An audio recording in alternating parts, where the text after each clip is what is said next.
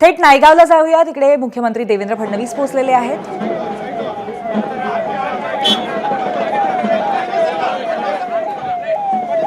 आज नायगावमध्ये क्रांतीज्योती सावित्रीबाई फुले यांच्या जयंतीनिमित्त मोठ्या कार्यक्रमाचं आयोजन करण्यात आलेलं आहे। शासकीय कार्यक्रमामध्ये आज मुख्यमंत्री देवेंद्र फडणवीस, उपमुख्यमंत्री एकनाथ शिंदे आणि त्याचबरोबर नेते छगन भुजबळ सुद्धा या कार्यक्रमामध्ये सहभागी होणार आहेत। आज अनेक दिवसांनी पुन्हा एकदा छगन भुजबळ आणि देवेंद्र फडणवीस हे एका व्यासपीठावरती असतील आणि त्यानंतर पुढचा प्रवासही ते एकत्र करणार असं कळतंय। क्रांतीज्योती सावित्रीबाई फुले ज्यांनी महाराष्ट्राच्या समाजाला एक अतिशय महत्त्वाचं वळण दिलं, ज्यांनी स्त्रियांना घरातून बाहेर काढून शिक्षणाचा अधिकार प्राप्त करून दिला, त्याच्यासाठी प्रचंड मोठी चळवळ, मोठा लढा उभारला, त्या क्रांतीज्योती सावित्रीबाई फुले यांची आज जयंती आहे आणि त्यांच्या मूळ गावात म्हणजेच नायगावामध्ये आज भव्य कार्यक्रम होतोय। त्यांचं जे जुनं घर होतं, त्यांचा वाडा होता, त्याचं पुनरुज्जीवन करून त्याला मूळ स्वरूप देण्यात आलेलं आहे। 1990च्या काळामध्ये ज्या पद्धतीने तो वाडा दिसायचा तसा पुन्हा एकदा तो पूर्ववत करण्यात आलेला आहे आणि त्यांच्या स्मृतींना मानवंदना देण्यासाठी आणि त्यानिमित्ताने काही नवीन योजनांसाठी आज महाराष्ट्राचे मुख्यमंत्री देवेंद्र फडणवीस, उपमुख्यमंत्री एकनाथ शिंदे आणि त्याचबरोबर अनेक मंत्री सुद्धा नायगावमध्ये पोहोचलेले आहेत। त्याचबरोबर नेते छगन भुजबळ हे सुद्धा आज कार्यक्रमासाठी उपस्थित असतील।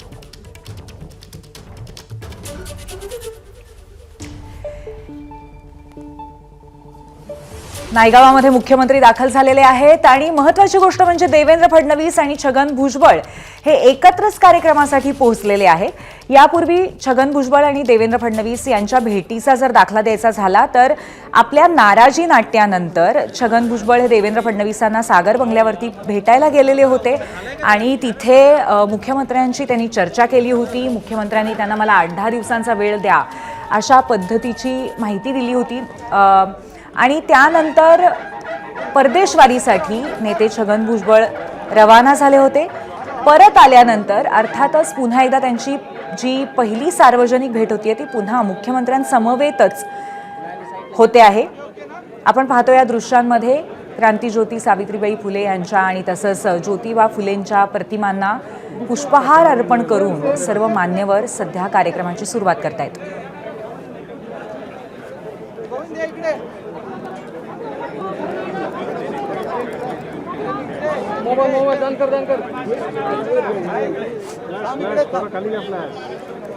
मंत्रिमंडळाची घोषणा होताच लगेचच नेते छगन भुजबळ यांचा मंत्रिमंडळामध्ये समावेश न झाल्यामुळे त्यांनी आपली नाराजी स्पष्टपणे दाखवलेली होती। त्याचबरोबर त्यांचा रोख सुद्धा पूर्णपणे राष्ट्रवादीतील महत्त्वाचे नेते अजितदादा पवार, प्रफुल्ल पटेल आणि सुनील तटकरे यांच्यावरती त्यांनी स्पष्ट केलेला होता। पण त्याच वेळेला मुख्यमंत्री देवेंद्र फडणवीस यांची जी मूळ यादी होती मंत्रिमंडळाची त्यामध्ये आपल्या नावाचा समावेश होता असं स्पष्टीकरण दिलेलं होतं। त्यानंतर ते देवेंद्र फडणवीस यांना भेटायला गेले आणि त्यानंतर आज परदेशवारी करून आल्यानंतर पुन्हा एकदा देवेंद्र फडणवीस आणि छगन भुजबळ एकाच व्यासपीठावर आहेत। पण त्याहीपेक्षा महत्त्वाची गोष्ट म्हणजे या कार्यक्रमाला ते एकाच गाडीतनं पोहोचलेले आहेत। या व्यतिरिक्त पंकजा मुंडे ज्या पर्यावरण मंत्री आहेत त्या सुद्धा इथे आहेत। राम शिंदे जे विधान परिषदेचे अध्यक्ष आहेत ते सुद्धा पोहोचलेले आहेत। शंभूराज देसाई, शिवेंद्रराजे भोसले हे अनेक मंत्री या अतिशय महत्त्वाच्या अशा कार्यक्रमासाठी आज नायगावामध्ये आलेले आहेत।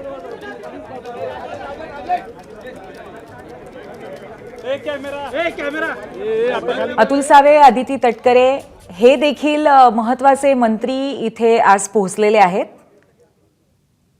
आणि त्यांनी आत्ताच सावित्रीबाई आणि ज्योतिबा फुले यांच्या प्रतिमांना पुष्पहार अर्पण केला। या संदर्भात आपण अधिक माहिती घेऊया। आपले प्रतिनिधी मंदार गोंजारी तिथे प्रत्यक्ष स्थळावरतीच आहेत। मंदार, सगळे मंत्री पोहोचलेत पण सगळ्यात महत्त्वाची गोष्ट म्हणजे देवेंद्र फडणवीस आणि छगन भुजबळ हे एकाच गाडीतनं तिथे दाखल झाले, तर काय बघायला मिळालं त्यांच्या देहबोलीतनं? त्यांच्या एकंदरीत त्यांच्यामध्ये काही चर्चा होत होती का? छगन भुजबळांच्या पुढाकारांनी काही वर्षांपूर्वी हा कार्यक्रम नायगावमध्ये सुरू झाला सावित्रीबाई फुलेंच्या जयंतीचा आणि छगन भुजबळ प्रत्येक वर्षी या ठिकाणी येतात. देवेंद्र फडणवीस मुख्यमंत्री बनल्यानंतर त्यांनी या ठिकाणी येण्याचा निर्णय घेतला आणि निमित्त जरी सावित्रीबाई फुले यांच्या जयंतीचं असलं तरी आता राज्यामध्ये जे काही राजकारण सुरू आहे त्या राजकारणाचे संदर्भ या सगळ्या भेटीला आहेत. देवेंद्र फडणवीस मुख्यमंत्री हेलिकॉप्टरनी नायगावमध्ये जे हेलिपॅड उभारण्यात आलेलं आहे त्या ठिकाणी पोहोचले आणि दुसरीकडे छगन भुजबळ हे वाहनाने या ठिकाणी पोहोचलेले होते. मात्र देवेंद्र फडणवीस हे हेलिपॅडवरती पोहोचल्यानंतर छगन भुजबळ यांनी या कार्यक्रमाचे आयोजक म्हणून त्यांचं स्वागत केलं आणि हेलिपॅड पासून या स्मारकापर्यंत दोघेही एकाच वाहनाने या ठिकाणी आले आणि या ठिकाणी राज्य मंत्रिमंडळातील अनेक मंत्री आपल्याला पाहायला मिळत आहेत. शिवेंद्रराजे भोसले आहेत, जयकुमार गोरे आहेत, आदिती तटकरे आहेत, मकरंद पाटील आहेत, त्याचबरोबर शंभूराजे देसाई आहेत. मात्र चर्चा अर्थातच होते आहे ती छगन भुजबळ आणि मुख्यमंत्री देवेंद्र फडणवीस हे एकाच गाडीतून या ठिकाणी येण्याची. कारण हा कार्यक्रम झाल्यानंतर देवेंद्र फडणवीसांच्या सोबतचा छगन भुजबळ हे पुणे जिल्ह्यातील चाकण कृषी उत्पन्न बाजार समितीमधल्या एका कार्यक्रमाला हजर राहणार आहेत आणि त्या ठिकाणी त्यांच्यासोबत असणार आहेत ते शरद पवार. त्यामुळं छगन भुजबळांच्या एकाच दिवशी या दोन नेत्यांसोबत स्टेज शेअर करण्याची चर्चा होते आहे. आत्ता आपण जर पाहिलं तर देवेंद्र फडणवीसांचं छगन भुजबळ यांनी या कार्यक्रमाचे आयोजक म्हणून स्वागत केलं आणि हेलिपॅडवरून ते एकाच वाहनातून या ठिकाणी आले.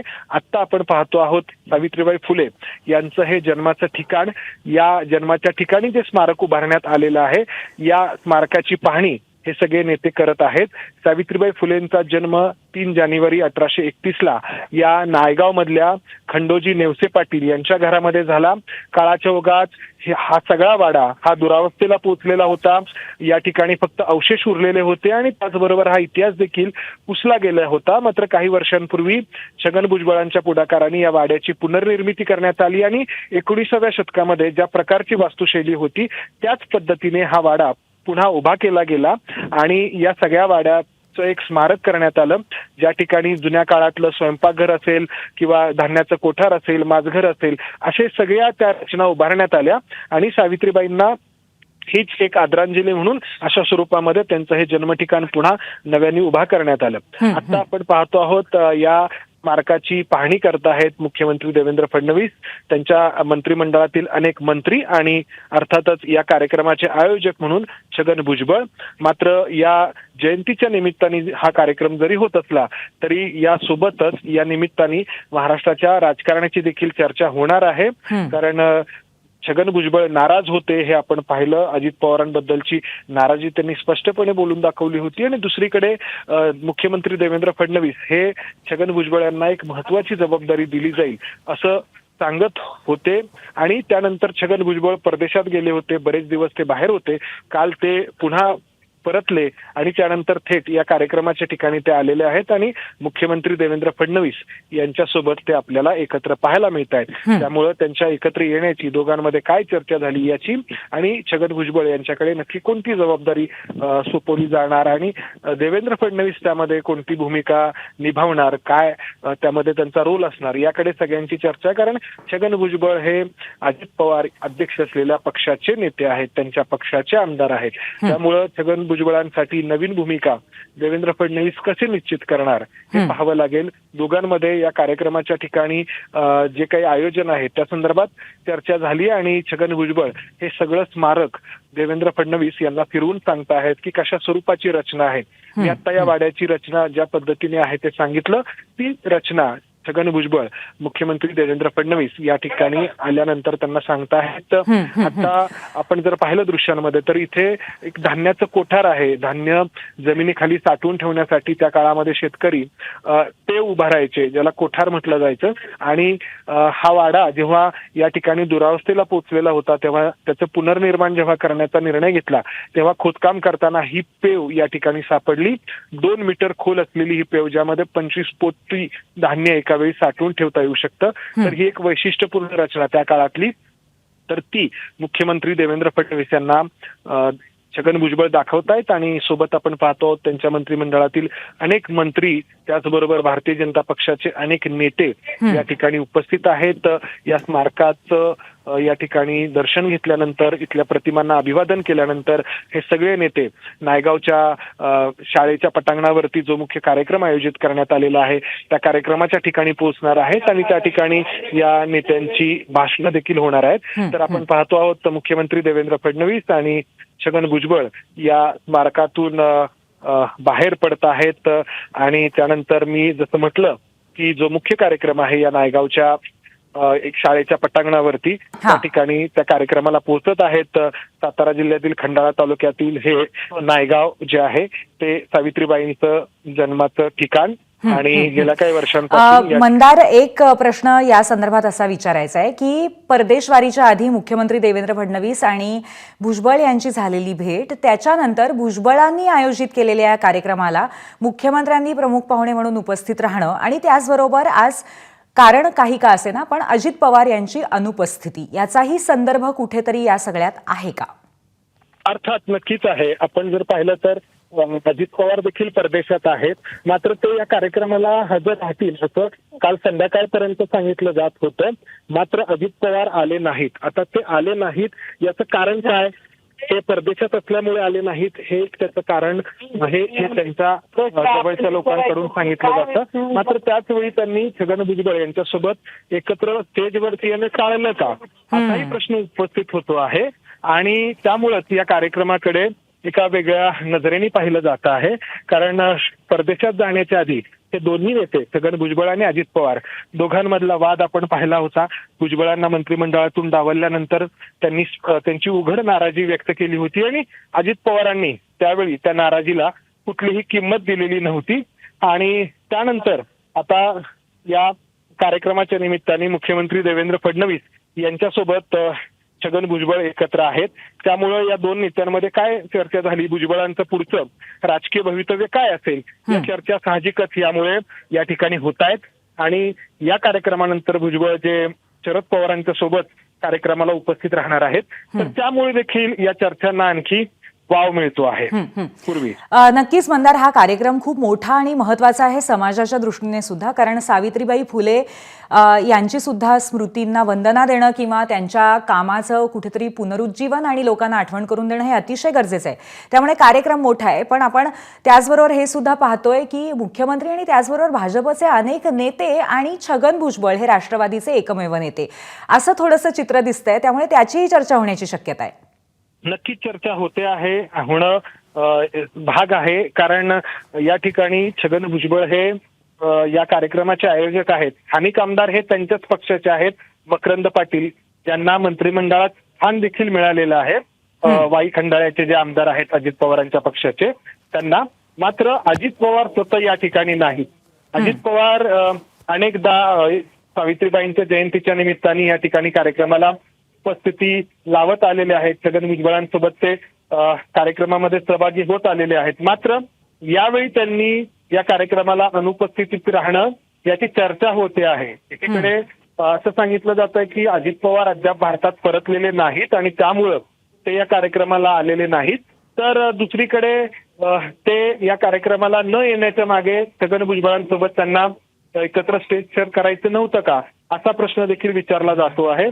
अशी चर्चा होती की अजित पवार आणि छगन भुजबळ यांच्यामध्ये जो वाद आहे तो वाद मिटवण्यासाठी मुख्यमंत्री देवेंद्र फडणवीस हे पुढाकार घेतील आणि या नायगावमध्ये दोघांच्या सोबत ते चर्चा करतील किंवा दोघांमध्ये काही समेट घडवून आणण्याचा प्रयत्न करतील. मात्र अजित पवार या ठिकाणी आले नाहीत. आता अजित पवार का आले नाहीत याची दोन वेगळी कारणं सांगितली जातील. एक पहिलं की ते भारतातच परतलेले नाहीत अद्याप म्हणून आलेले नाहीत, आणि दुसरं की त्यांना छगन भुजबळांसोबत स्टेज शेअर करायचं नव्हतं का, एकत्र त्यांना यायचं नव्हतं का. अशा दोन्ही प्रकारच्या चर्चा या कार्यक्रमाच्या निमित्ताने सुरू होणार आहेत आणि या चर्चांना अर्थातच अधिक जोर चढणार आहे तो या कार्यक्रमानंतर संध्याकाळी 4:30 वाजता छगन भुजबळ शरद पवारांसोबत कार्यक्रमामध्ये उपस्थित राहणार असल्यामुळे तो जो कार्यक्रम होणार आहे संध्याकाळी 4:30 वाजता चाकण कृषी उत्पन्न बाजार समितीमध्ये, त्या कार्यक्रमाचं आयोजन जे आहे ते कृषी उत्पन्न बाजार समितीकडून आहे. मात्र त्यात पुढाकार घेतलेला आहे ते स्थानिक खासदार अमोल कोल्हे यांनी, जे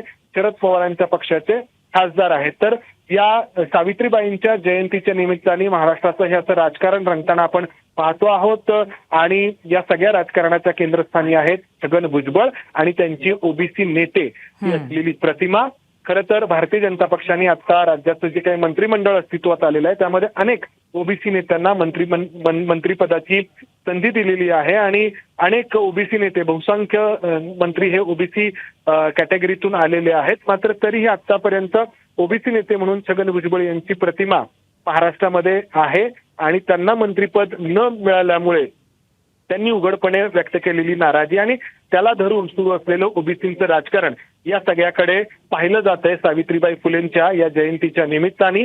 आणि हे ओबीसीचं राजकारण पुढे कसं वळण घेतं हे आज आपण पाहणार आहोत. छगन भुजबळ आणि देवेंद्र फडणवीस या त्यांच्या इथल्या भाषणामध्ये काय बोलतात आणि त्यानंतर इथून छगन भुजबळ शरद पवारांसोबत एकत्रित कार्यक्रमामध्ये जेव्हा सहभागी होतील तेव्हा त्या ठिकाणी ते काय बोलतात यावरती ओबीसी राजकारण पुढे कसं वळण घेतं याकडे पाहिलं जाईल. अर्थात भारतीय जनता पक्षाने अनेक नवे ओबीसी नेते पुढे आणलेले आहेत आणि ओबीसीचं एक नवं नेतृत्व पुढे आणण्याचा भारतीय जनता पक्षाकडून प्रयत्न केलेला आहे. अर्थात त्याचवेळी छगन भुजबळ यांना देखील सोबत घेण्याचा मुख्यमंत्री देवेंद्र फडणवीस यांचा प्रयत्न आहे. मात्र जे छगन भुजबळ यांच्या पक्षाचे अध्यक्ष आहेत अजित पवार त्यांचा आणि छगन भुजबळ यांचा कुठे समेट झालेला आहे किंवा होतो आहे असं अद्यापर्यंत आपल्याला दिसत नाहीये. आता हे सगळे नेते या सावित्रीबाई फुलेंच्या स्मारकाच्या समोर जे एक संग्रहालय आहे त्या संग्रहालयाची पाहणी करण्यासाठी गेलेले आहेत. तिथे या नेत्यांची एक बैठक देखील छोटेखानी या ठिकाणी होते आहे.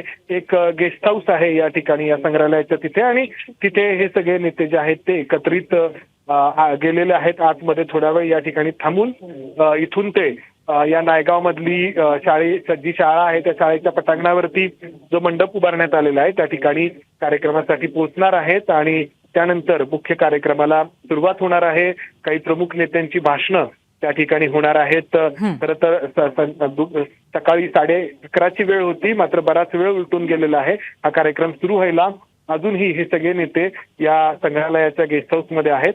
थोड्याच वेळामध्ये इथून ते बाहेर पडतील आणि त्यानंतर मुख्य कार्यक्रमाच्या ठिकाणी पोहोचतील आणि कार्यक्रमाला सुरुवात होईल. अर्थात आज दिवसभर या दोन्ही कार्यक्रमांच्या अनुषंगाने ओबीसी राजकारणाची छगन भुजबळांची पुढची राजकारणाची दिशा काय असेल याची चर्चा होणार आहे. धन्यवाद मंदार, आपण दिलेल्या माहितीबद्दल. खूप विस्तृत माहिती दिली. तर आज आपण पाहतोय ही दृश्य आहेत नायगावातली. सावित्रीबाई फुले यांच्या जयंतीनिमित्त इथे एक मोठा शासकीय कार्यक्रम होतोय. एबीपी माझा, उघडा डोळे बघा नीट.